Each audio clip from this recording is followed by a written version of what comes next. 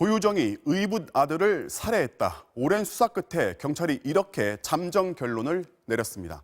고유정이 질식사라는 단어를 미리 검색했고 현 남편 몸에서 수면 유도제가 검출됐다는 여러 정황 증거를 확인한 겁니다. MBC가 고유정의 범행 가능성을 제기한 지 2달여 만인데요. 관련 리포트 먼저 보시고 잠시 후에 고유정의 현 남편이 얼굴과 이름을 공개한 별도 인터뷰를 보내드립니다. 먼저 이지수 기자가 보도합니다. 지난 3월 2일 오전 10시쯤 충북 청주의 한 아파트에서 고유정의 의붓 아들인 6살 홍모군이 숨진 채 발견됐습니다. 아빠와 함께 자던 홍군은 입과 코에서 피를 흘린 채 침대에 엎드려 있었습니다. 부검 결과 홍군의 몸 전체에 10분 넘게 강한 압력이 가해진 것으로 나타났습니다. 그 시각 옆방에서 따로 잤다던 고유정은 태연히 아침 식사를 준비했습니다. 경찰은 사건 발생 6개월여 만에 고유정이 홍군 사망 사건의 범인이라는 잠정 결론을 내렸습니다.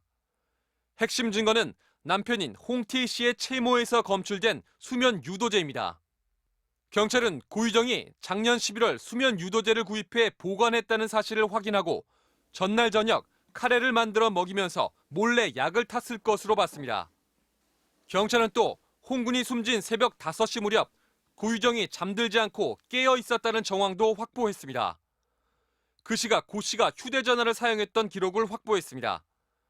자고 일어나 보니 아들이 숨져 있었다는 고유정의 진술이 허위인 만큼 직접 방에 들어가 의붓 아들을 살해했을 가능성이 크다고 경찰은 판단했습니다. 고유정은 또 사건 8일 전 인터넷에서 질식사라는 단어를 검색했던 것으로 드러났습니다.